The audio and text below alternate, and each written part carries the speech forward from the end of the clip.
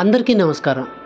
ఈ వీడియోలో మనం మన మైండ్ యొక్క సైకాలజీ మనం ఒక ఎక్స్‌పెక్టేషన్‌ని మైండ్‌కి సెట్ చేస్తే అది రియాక్ట్ అయ్యే విధానం ఎలా ఉంటది అన్నదానికి ఒక ఎగ్జాంపుల్ చూద్దాం.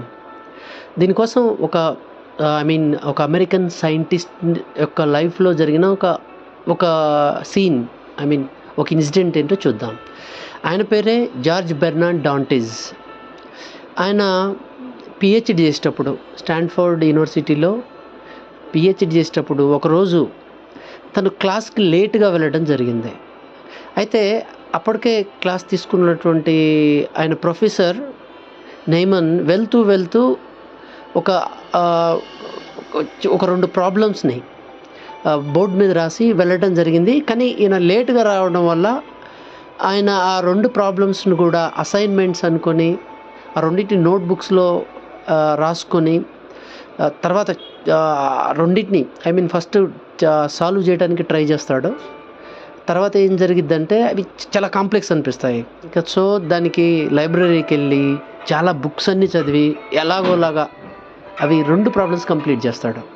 ఆఫ్టర్ 6 మంత్స్ నైమన్‌ని కలుస్తాడు ఒకసారి. కలిసి ప్రొఫెసర్ గారు ఆ 2 అసైన్‌మెంట్స్ కంప్లీట్ అయినాయి అని చెప్తాడు. ఏ 2 అసైన్‌మెంట్స్ అని అడిగితే అప్పుడు తన దగ్గర నోట్‌బుక్ తీసి finally I completed these 2 assignments అని అతనికి చూపిస్తాడు. He is wondering.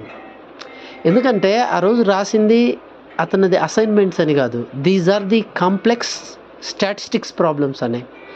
ఇది చాలా కాంప్లెక్స్ ప్రాబ్లమ్స్, వీటికి సొల్యూషన్ లేదు అని చెప్పి రాయడం జరిగింది. కానీ ఈయన క్లాస్‌కి లేట్‌గా వెళ్ళటం వల్ల అవి మోస్ట్ కాంప్లెక్స్ ప్రాబ్లమ్స్ అని, ఇంతవరకు వీటిని ఎవరు చేయలేదని చెప్పి ఆయనకి తెలియదు.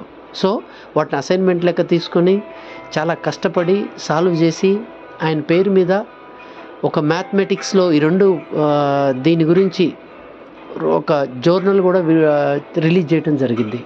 మీరు ఒకసారి గూగుల్‌లోకెళ్ళి వికీలో ఈయన పేరు టైప్ చేయండి. You will get more information on it. అదే ఆ రోజు ఆయన క్లాస్‌కి అటెండ్ అయ్యి ఉంటే these are the most complex problems, ఇంతవరకు ఎవరు సాల్వ్ చేయలేదని నిజంగా అతనికి తెలిసుంటే మేబీ ఆయన ట్రై చేసేవాడు కూడా కాదేమో.